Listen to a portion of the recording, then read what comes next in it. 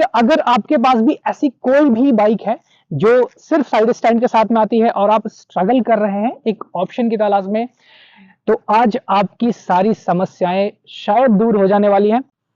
Mic check 1 2 3 3 2 1। Hi everyone, कैसे हैं आप लोग? तो ये आज जो मेरा सेटअप है ऑडियो वीडियो रिकॉर्डिंग का, ये थोड़ा सा नया है। नॉर्मली मैं गोप्रो से करता था, तो आई डोंट नो कि वॉइस आउटपुट कैसा आ रहा है या फिर वीडियो मैं एक फ़ोन से शूट कर रहा हूँ तो इसके आउटपुट कैसा आ रहा है। तो प्लीज़ मुझे कमेंट में भी बताइए कि अगर ये सेटअप सही है तो मैं गोप्रो को यूज़ नहीं करूँगा, बिकॉज़ वो उतना कन्वीनियंट भी नहीं है। और जो लोग नए हैं उनको एक क्विक इंट्रो में दे दूं।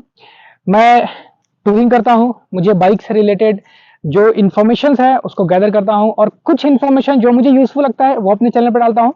तो अगर गलती से यूट्यूब के एल्गोरिदम के चलते आपको मेरा वीडियो आज प्रमोट हुआ है तो please go and check my other contents also. मैंने छोटे मोटे राइड्स भी किए हैं, उसके वीडियो हैं। तो I hope you would enjoy the content. अच्छा लगे तो please share with your friends and colleagues. हो सके they are also interested in biking और उनको अपने नेक्स्ट परचेज पे कुछ फायदा हो जाए। तो चलिए मुद्दे पे आते हैं।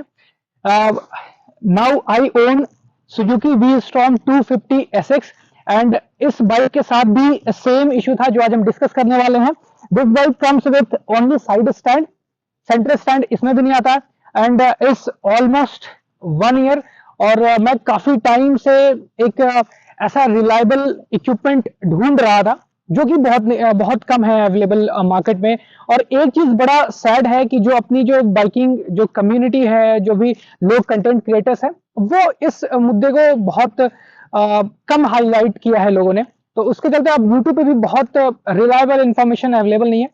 तो इसी मुद्दे पे बात करेंगे। अगर आपके पास भी ऐसी कोई भी बाइक है जो सिर्फ साइड स्टैंड के साथ में आती है और आप स्ट्रगल कर रहे हैं एक ऑप्शन की तलाश में, तो आज आपकी सारी समस्याएं शायद दूर हो जाने वाली हैं। वीडियो में बने रहें, अंत तक देखें।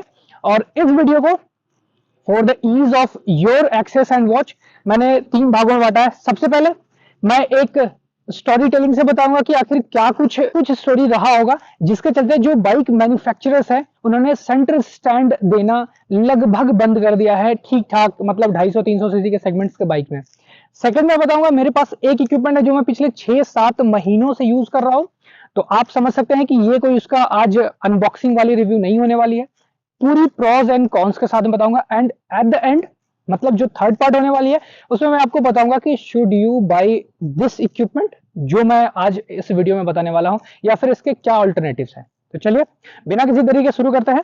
एक छोटी सी स्टोरी टेलिंग के माध्यम से मैं बताऊंगा कि 80 85 80 87 का वो दौर था जब एक पूरी तरीके से इंटरनल कंबशन पेट्रोलियम पावर्ड एक बाइक बनी। It was made by some German, मुझे नाम नहीं याद है उसका। और उसके बाद से 1901 रॉयल इनफील्ड आई जो आज एक पूरी तरह से इंडियन कंपनी बन चुकी है, आयसर इंडिया की सब्सिडरी भी है। उसके बाद 1901 में ही ट्रायम्फ आई जो ब्रिटिश कंपनी है। 1901 में ही इंडियन मोटरसाइकिल्स आई और 2 साल बाद हार्ले डेविडसन आई। तो ये जो 1900 एंड स्टार्ट हुआ ये जो दौर था ना, इसमें काफी सारी बाइक्स कंपनियां नई नई कंपनियां ओरिजिनेट हुई। और जो फर्स्ट वर्ल्ड वॉर का टाइम था उसमें इन जो सेगमेंट थी, जो पावर्ड बाइक्स की जो सेगमेंट थी वो काफी हिट हुई।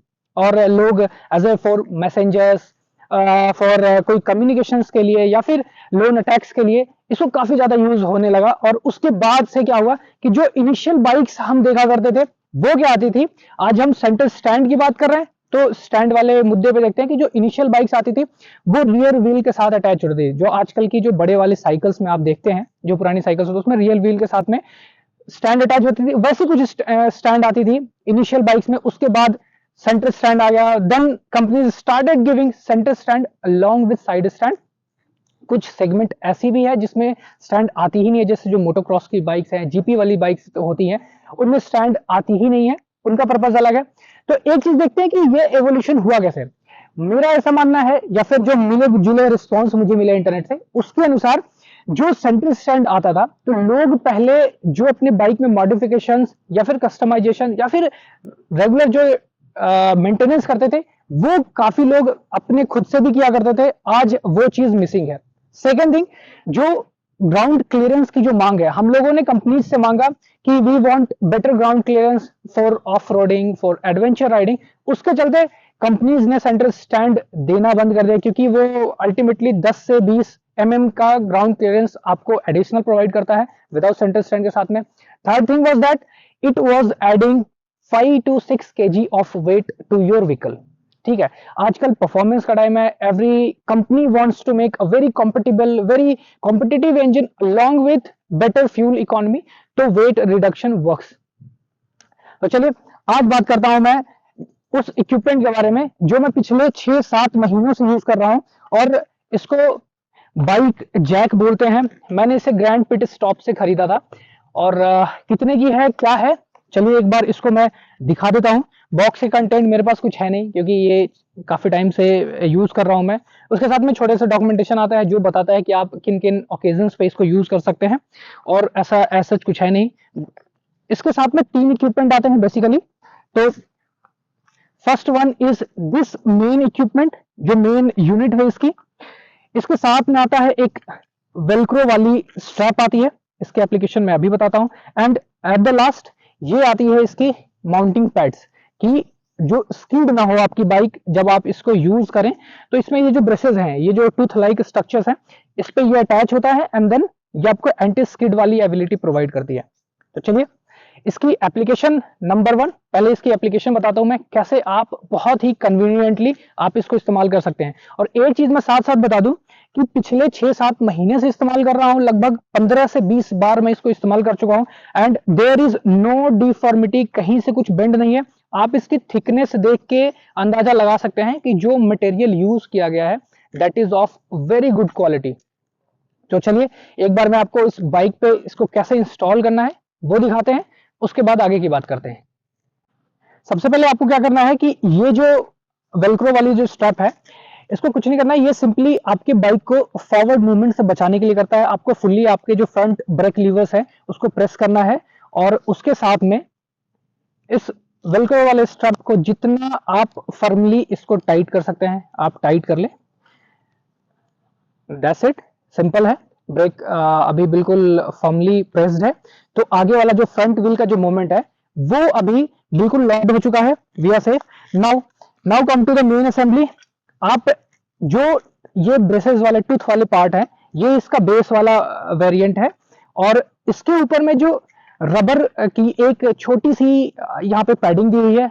इसके इसके दो वजह, एक तो ये जब आपके बाइक के सब फ्रेम पे ये जब माउंट होती है तब ये स्किड ना हो, एंड कोई भी नीचे से स्क्रैच वगैरह ना हो, उससे बचाने के लिए किया हुआ है। इसका एप्लीकेशन बड़ा सिंपल सा है। आपको ये जो ग्राउंड पे जो रबर की जो आती है वो ब्रैकेट आता है उसको रखना है, उसके ऊपर आपके मेन यूनिट को कुछ ऐसे रखना है ताकि आपको अंदाजा लग जाए कि ये कितना एलिवेट कर सकेगा इसको। उसके बाद धीरे से आपको अपने बाइक को सपोर्ट करना है, एंड जैसे ही आप इसको पुश करेंगे it is good to go, और पुश करते ही ये बिल्कुल एलिवेट हो जाता है। You can see the ground clearance लगभग 2 से 3 इंच का। Let's quickly jump to the second part, and that is the pros and cons. अब कुछ इसके अच्छे भी हैं, कुछ बुरे भी इसके पॉइंट्स हैं, तो वो मैं आपको बता दूं। कुछ ड्रॉबैक्स हैं, उसके बारे में चलिए बात कर लेते हैं। सबसे पहली पॉइंट मैं इसके जो प्रोज है, जो अच्छाई है वो बताऊंगा कि it's very light, it's very cheap, and third thing कि आप इसको अपने बाइक के साथ कहीं भी कैरी कर सकते हैं। जो छोटे मोटे जो मॉडिफिकेशंस आपको करने हैं रियल व्हील में, जैसे आपको अपनी चेन क्लीनिंग करनी हो, चेन लूप करनी हो, कहीं आप फंस गए अपने टूर पे, पंचर रिपेयर करनी हो, तो वो सब कर सकते हैं, बहुत सीमलेसली कर सकते हैं। यू कैन सी कि कितना बढ़िया फ्री प्ले देता है ये आपके रियर वाले पार्ट को। अब इसके साथ में इसके कॉन्स क्या है? सबसे पहला कि अगर आपका जो गराज का एरिया है, जहां भी आप अपने छोटे मोटे जो मेंटेनेंस की एक्टिविटी करते हैं, वो अगर टाइल्स वाला है तो ये स्मूथ सरफेस पे काम नहीं करता है। मैंने अपने गराज में करके देख लिया है, ये स्किड होते रहता है। प्लस आप इसको लॉन्गर ड्यूरेशन के लिए इंस्टॉल करके नहीं रख सकते हैं। इसका मतलब ये है कि अगर आप कुछ दिनों तक अपने बाइक को यूज नहीं कर रहे हैं, कहीं और जा रहे हैं, कहीं और मूव कर रहे हैं, तो अपने बाइक को इस स्टैंड के भरोसे आप इसको खड़च नहीं रख सकते हैं। थर्ड थिंग इज दैट कि कहीं ना कहीं अगर लूज रहे, ग्रेवल वाला एरिया रहे, सैंडी एरिया है, उसमें भी आपके बाइक को प्रोटेक्ट नहीं करेगा। ये इसके ड्रॉबैक्स है। अब क्या ऑप्शंस अवेलेबल है मार्केट में वो मैं बता देता हूं। इसके अलावा अगर आपकी बाइक विदाउट सेंटर स्टैंड आती है, तो अगर ओईएम फिटेड आफ्टर मार्केट अगर आप लगवाते हैं, आफ्टर मार्केट जो भी सेंटर स्टैंड्स आते हैं, वो उसमें कुछ ना कुछ आपको मॉडिफिकेशंस कराना पड़ेगा, bike specific modification, height specific modification कराना होता है, वो देखने में अच्छा नहीं लगता है। फर्स्ट आपके एस्थेटिक्स को थोड़ा मोड़ा तो वो पिंकी पोंकी कर देता है। Second thing is that you are going to add additional 5 to 6 kg of weight of your beautiful machine, तो वेट एडिशन भी है। थर्ड थिंग इज दैट कि जो ग्राउंड क्लियरेंस पे आप कॉम्प्रोमाइज करने वाले हैं, 10 से 15 mm का ग्राउंड क्लियरेंस कहीं ना कहीं वो आपकी सेंटर स्टैंड जो एडिशनल सेंटर स्टैंड वाली सेटअप आएगी वो खा जाएगी।